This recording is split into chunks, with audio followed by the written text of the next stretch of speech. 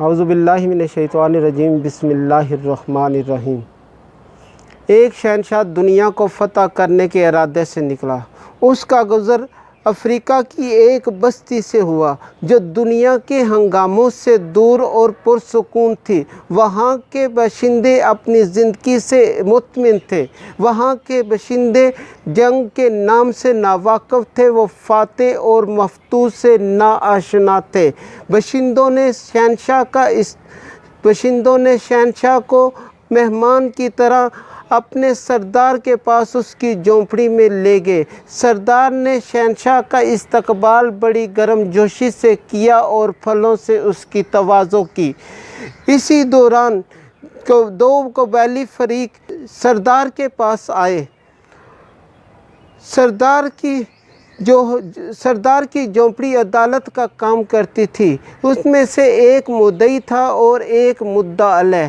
مدعی کا موقف یہ تھا کہ اس نے مدعا علیہ سے زمین خریدی تھی اور اس زمین میں جب وہ ہل چلا رہا تھا تو اس میں خزانہ نکلا اور اس نے اس کو مدعا علیہ کو دینا چاہا۔ مدعا علیہ یہ خزانہ نہیں لے رہا کیونکہ اس نے یہ زمین کے رقم مدعا علیہ کو دی تھی اور مدعا علیہ نے اس کو صرف زمین دی تھی، اس میں یہ خزانہ نہیں دیا تھا۔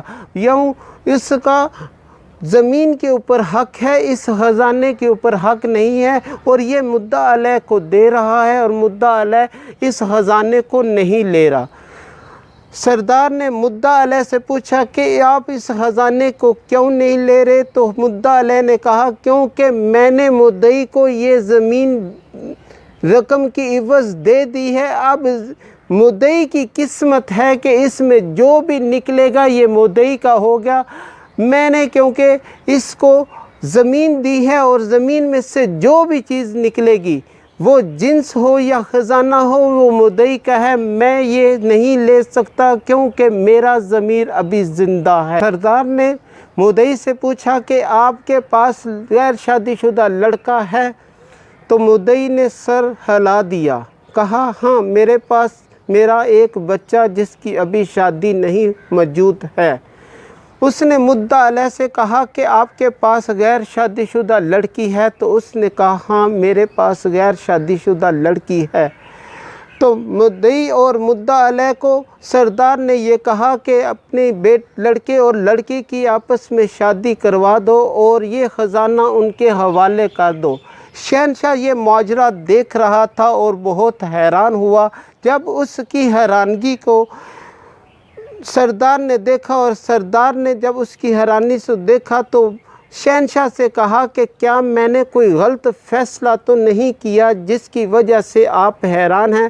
اگر میں نے کوئی غلط فیصلہ کر دیا ہے تو میں اپنے فیصلے کے اوپر نظر ثانی کر سکتا ہوں، آپ فرمائیں میں کیسا فیصلہ کروں؟ شہنشاہ نے کہا نہیں، آپ نے کوئی ایسا غلط فیصلہ تو نہیں کیا لیکن مجھے آپ کے فیصلے نے حیران کر دیا۔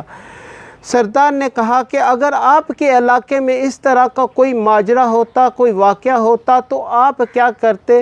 تو شہنشاہ نے کہا کہ اگر ہمارے علاقے میں اس طرح کا کوئی ماجرا ہوتا تو میں دونوں فریقین کو بلاتا اور انہیں کہتا کہ تم ان میں سے کون یہ خزانہ لینا چاہتے ہو؟ تو پھر مدعی بھی یہ خزانہ اپنی طرف کھینچتا اور مدعا علیہ یہ خزانہ اپنی طرف کھینچتا، دونوں میں اس طرح لڑائی ہوتی، پھر یہ معاملہ میرے پاس آتا تو میں دونوں کو حراست میں لے لیتا اور یہ خزانہ سرکاری خزانے میں جمع کر لیتا اور یہ خزانہ شہنشاہ کی ملکیت ہو جاتا۔ تو اسی دوران سردار نے اپنے بڑے پیارے انداز سے شہنشاہ سے کہا کہ میں مؤدبانہ انداز سے آپ سے ایک گزارش کرتا ہوں کہ کیا آپ کے علاقے میں سورج نکلتا ہے؟